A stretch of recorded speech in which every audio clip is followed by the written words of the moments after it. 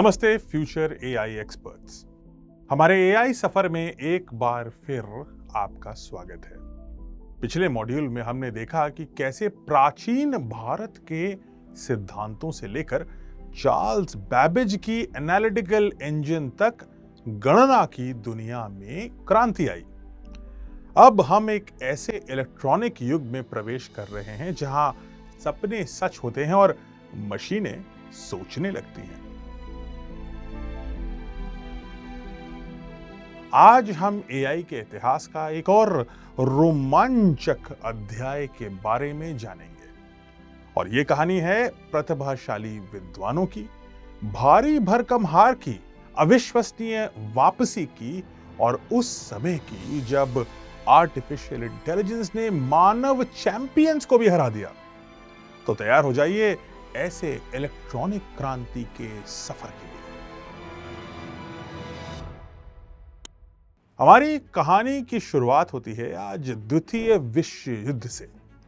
यह द्वितीय विश्व युद्ध 1939 से 1945 यानी 6 साल तक चला और दुनिया के दो प्रमुख गुटों के बीच में लड़ा गया।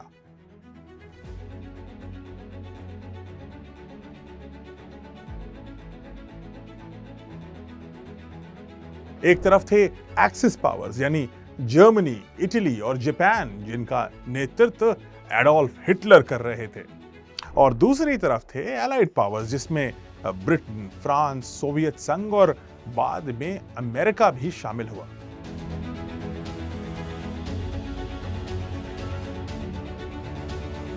भारत हालांकि उस समय ब्रिटिश शासन के अधीन था और उसके खिलाफ हम संघर्ष भी कर रहे थे, लेकिन फिर भी इस युद्ध में जबरदस्ती हमें शामिल किया गया एलाइज की तरफ से। हमारे बहादुर सैनिकों ने नाज़ी जर्मनी यानी हिटलर के जर्मनी के खिलाफ एक भयंकर लड़ाई में भाग लिया। इस युद्ध में लगभग 87,000 से अधिक भारतीय सैनिक और 30 लाख से ज्यादा भारतीय नागरिकों ने अपनी जान गंवाई।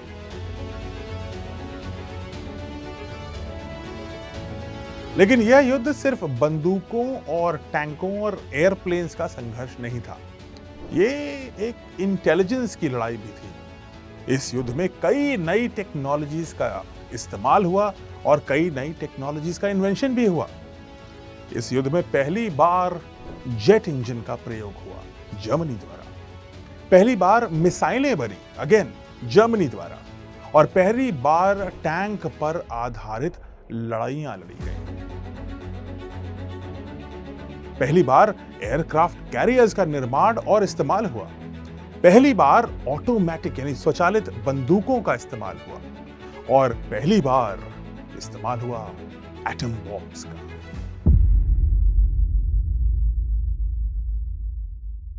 लेकिन इस युद्ध के बारे में जो सबसे महत्वपूर्ण बात थी वो अक्सर नजरअंदाज कर दी जाती है। यह एक टेक्नोलॉजी थी, लेकिन इस टेक्नोलॉजी में ना तो कोई धमाका था, ना आवाज, ना धुआं। द्वितीय विश्व युद्ध एक इंफॉर्मेशन सेंट्रिक युद्ध था। इस युद्ध में कोड और कोड ब्रेकर्स दोनों सबसे अहम हथियार थे, और कोड ब्रेकिंग के सिलसिले में सबसे महत्वपूर्ण मशीन थी एनिग्मा। यही मशीन शायद इस युद्ध की हार और जीत का फैसला करने वाली थी। एनिग्मा कोई साधारण मशीन नहीं थी, वो अपने समय की सबसे अविश्वसनीय अनबिलीवेबल टेक्नोलॉजी पर आधारित थी। इसमें बहुत सारे रोटर्स थे जो किसी ताले की चाबी की तरह घूमते थे। इन रोटर्स को एक विशेष सेटिंग पर रखा जाता था और फिर एक टाइपराइटर से जोड़ दिया जाता था। ये टाइपराइटर भी एक स्पेशल टाइपराइटर था। जब टाइपराइटर पर कोई अक्षर दबाया जाता था तो असली अक्षर नहीं बल्कि एक कोडेड अक्षर निकलता था, और रोटर की सेटिंग बदलते ही पूरा सीक्रेट मैसेज बदल जाता था। और कौन सा रोटर घूमेगा उसके हिसाब से एन्क्रिप्शन यानी कोडिंग बदलती रहती थी। मतलब अगर आप ए दबाएंगे तो क्यू बनेगा, और कहीं वही ए जब दोबारा दबाएंगे तो जे बन के सामने आ जाएगा। एनिग्मा से बन सकने वाले कॉम्बिनेशंस की संख्या इतनी बड़ी थी कि आप कल्पना भी नहीं कर सकते। ये थी 151 ट्रिलियन कॉम्बिनेशंस, यानी इतना बड़ा नंबर। यह संख्या इतनी विशाल थी कि अगर आप हर कॉम्बिनेशन को 1 सेकंड में जांचते तो सिर्फ एक छोटे से मैसेज को डिकोड करने में लगभग 5 लाख साल लग जाते। और युद्ध के दौरान रोजाना हजारों मैसेजेस जर्मनी इधर से उधर भेज रहा था। इतनी संभावनाओं के चलते जर्मन्स बेहद ओवर कॉन्फिडेंट थे। उन्हें लगता था कि एनिग्मा के कोड को तोड़ना असंभव है।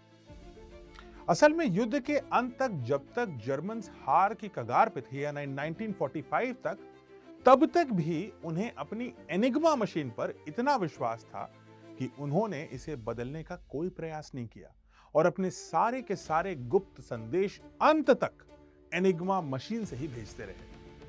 और यही ओवर कॉन्फिडेंस उनकी सबसे बड़ी गलती साबित हुई और उनकी हार का कारण बनी, क्योंकि जर्मन्स को यह नहीं पता था कि लगभग 1000 किलोमीटर दूर इंग्लैंड में एक महान गणितज्ञ एलन ट्यूरिंग आधुनिक दुनिया का पहला प्रोग्रामेबल कंप्यूटर तैयार कर रहे हैं। जर्मनी ने इसे अपने सबसे गुप्त सैन्य संदेशों के लिए इस्तेमाल किया, लेकिन यही उनकी सबसे बड़ी गलती साबित हुई। जर्मन्स की गलती यह भी थी कि उन्होंने मानव कल्पना और प्रतिभा यानी ह्यूमन जीनियस को कम आंका। एलाइड फोर्सेस ने एलन ट्यूरिंग के नेतृत्व में एक विशेष टीम बनाई। इस टीम में ज्यादातर लोग गणितज्ञ थे, मैथमेटिशियंस थे, और उन्हें जर्मन एनिग्मा मशीन के कोड को तोड़ने का अत्यंत कठिन कार्य सौंपा गया और यह भी जल्द से जल्द करना था। इसके लिए उन्होंने ब्लेचली पार्क नाम की एक जगह चुनी। एक साधारण सा घर था जो लंदन से लगभग 80 किलोमीटर दूर था।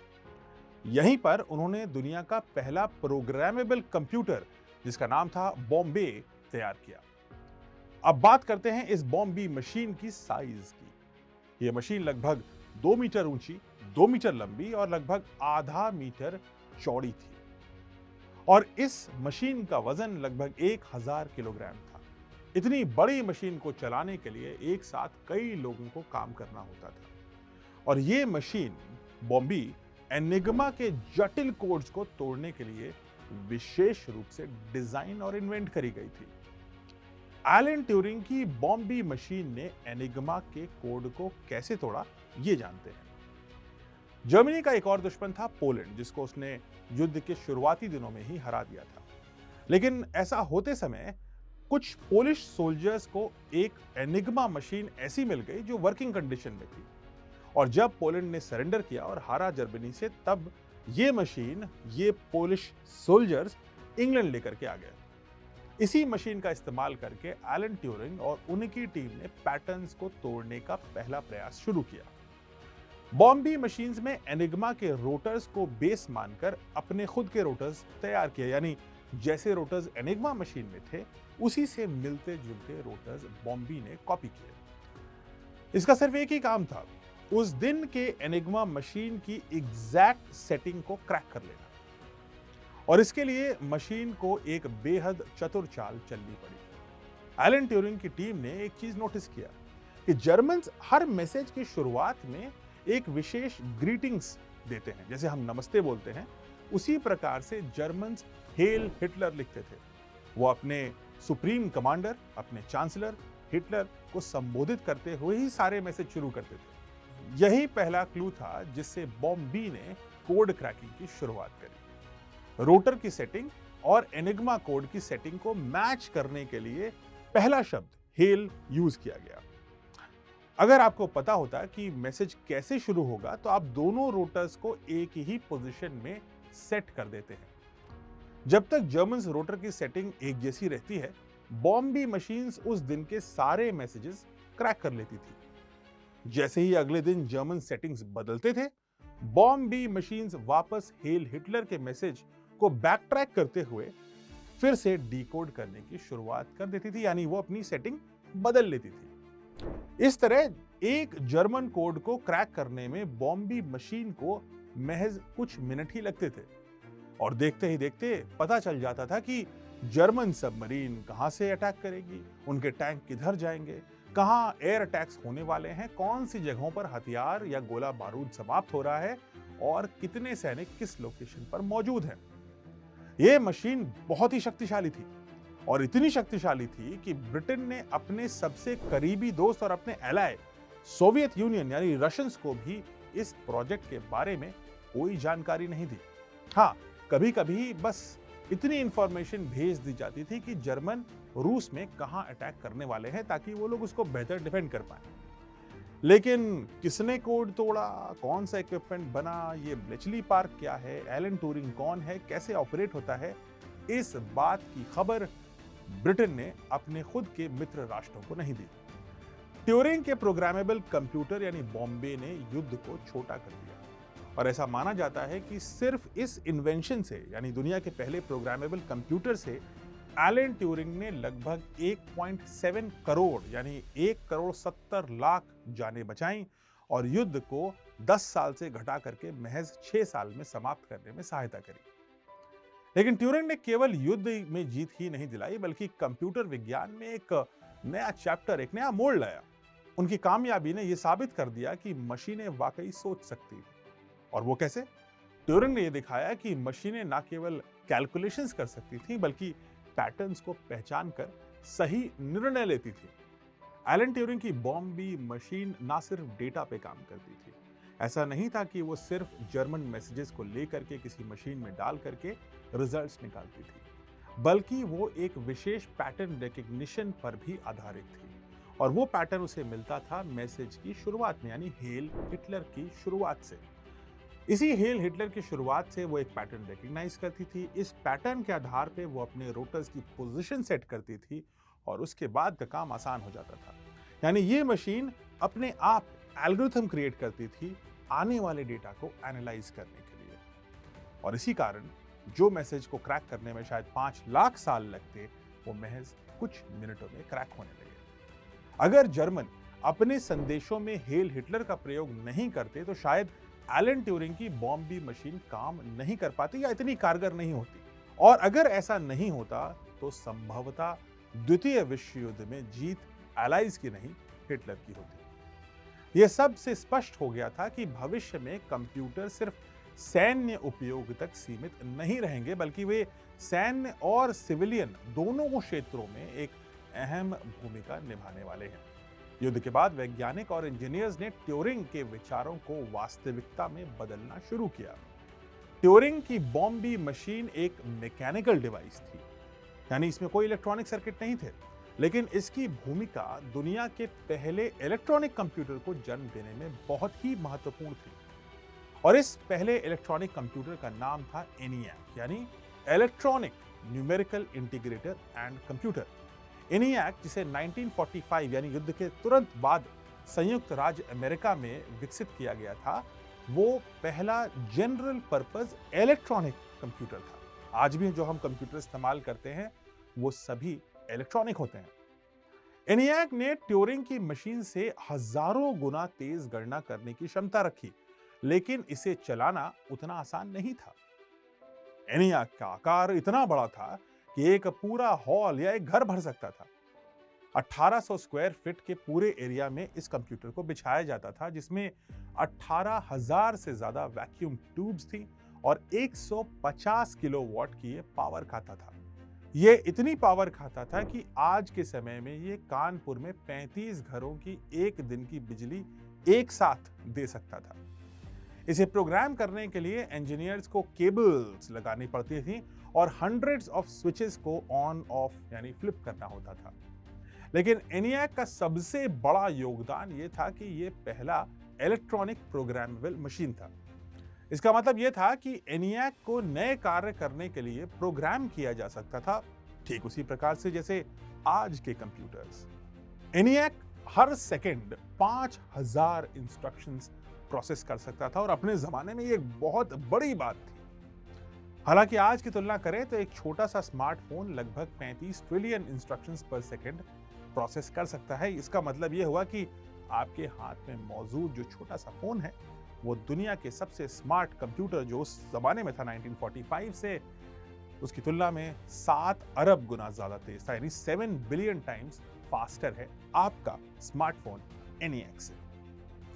स्मार्टफोन ऑफ कोर्स कम बिजली खाता है, जबकि इसका वजन एनियाक से तो कई गुना कम होता है, आपकी पॉकेट में समा जाता है। ENIAC जहां पूरा कमरा लेता है, आज का मोबाइल फोन आपके हाथ में फिट हो जाता है और कभी कभी तो फोल्ड भी हो जाता है। एलन ट्यूरिंग के बॉम्बी के मुकाबले ENIAC में एक बहुत विशेष क्वालिटी थी। ये सिर्फ एक काम करने के लिए नहीं था, इसे रीप्रोग्राम किया जा सकता था ताकि ये अलग अलग कैलकुलेशंस और कार्यों को कर सके। ENIAC को बार बार बदला जा सकता था ताकि हर नई आवश्यकता के अनुसार ये काम करे। यह प्रोग्रामेबल मशीन थी, यानी स्मार्ट मशीन जो अलग अलग काम कर सकती थी, बिल्कुल वैसे ही जैसे आज के कंप्यूटर। ऑफ कोर्स इनकी स्पीड और मेमोरी में जमीन आसमान का अंतर था, लेकिन इस सभी प्रगति के बावजूद इन मशीनों में एक बहुत बड़ी सीमा थी, और वो सीमा रेखा ये थी कि ये सटीक निर्देशों के साथ ही चल सकते थे। ये मशीनें समझती नहीं थी, अडैप्ट नहीं कर सकती थी, अपने आप को करेक्ट नहीं कर पाती थी और सीखने की क्षमता तो थी ही नहीं। तब एक नया सवाल सामने आया, एक सवाल जो वैज्ञानिकों और मैथमेटिशियंस के दिमाग में चुपचाप पनप रहा था। क्या कोई मशीन गणना करने से ज्यादा भी कुछ कर सकती है? क्या कोई मशीन इंसान की तरह सोच सकती है? और यह विचार आगे बढ़ा 1956 की समर में, जब डार्टमाउथ कॉलेज यूनाइटेड स्टेट्स में एक विशेष ग्रुप ऑफ साइंटिस्ट ने इस क्रांतिकारी सोच को और बेहतर जानने की शुरुआत करी। यह एक मीटिंग थी जो सिर्फ एक वर्कशॉप के रूप में हुई थी, लेकिन टेक्नोलॉजी के इतिहास में यह एक निर्णायक पल बन गई। डार्टमाउथ कॉलेज की इस मीटिंग में कई वैज्ञानिक मौजूद थे। इनमें से एक थे John McCarthy. John McCarthy Stanford university में प्रोफेसर थे, और इस वर्कशॉप के दौरान जॉन मैकार्थी ने इस नए क्षेत्र का एक नाम प्रस्तावित किया। क्या आप गेस कर सकते हैं ये नाम क्या था? ये नाम था आर्टिफिशियल इंटेलिजेंस। आइडिया क्लियर था, ऐसी मशीनें बनानी थी जो खुद से अपने आप सीख सके, सोच सके और समस्याओं का समाधान कर सके, और शायद एक दिन मानव मस्तिष्क की बुद्धिमत्ता यानी इंटेलिजेंस से ये मशीनें मेल खा सके। उन्हें विश्वास था कि यह काम केवल कुछ वर्षों में ही हो जाएगा। साइंटिस्ट टाइम फ्रेम के बारे में तो गलत थे, लेकिन संभावनाओं के बारे में बिल्कुल गलत नहीं थे, और लगभग तुरंत परिणाम आने शुरू हो गए। शुरुआत में एआई सिस्टम ने सिंपल प्रॉब्लम्स जैसे मैथमेटिकल कैलकुलेशंस और छोटे गेम्स को हल करना शुरू किया, लेकिन जल्द ही एआई सिस्टम्स ने speech recognition, image processing and language translation जैसी कॉम्प्लेक्स प्रॉब्लम्स को भी हल करना शुरू कर दिया। तो फ्यूचर एआई एक्सपर्ट्स, हमने देखा कि एआई ने कैसे शुरुआती विचारों से स्टार्ट करते हुए गणना से कहीं बढ़कर सोचने, सीखने और समस्या यानी प्रॉब्लम सॉल्विंग की दिशा में सफर तय किया। आज हम एक ऐसे युग में हैं जहां मशीनें सिर्फ हमारे आदेशों को ही नहीं मानती, वे समझती भी हैं और खुद ब खुद सीखती हैं। और ये सब एक शुरुआत है। अगले कुछ सालों में एआई और भी ज्यादा स्मार्ट होगी, सक्षम बनेगी और क्रिएटिव भी बन जाएगी। एआई की दुनिया में बदलाव सिर्फ उन वैज्ञानिकों से ही नहीं आता जो प्रयोगशालाओं में काम कर रहे हैं, बल्कि यह बदलाव आप जैसे जिज्ञासु, क्यूरियस माइंड से भी आएगा। आपके सवाल, आपके विचार और आपकी सोच एआई के भविष्य को आकार देने वाली सबसे अहम ताकत बनेगी। याद रखें, यह यात्रा आपकी भी है। सोचना, सवाल करना और सीखना, यह सब आपको नई दिशा दे सकता है। तो आइए इस दुनिया में कदम रखें जहां आपकी सोच और आपकी कल्पनाओं की कोई सीमा नहीं होगी।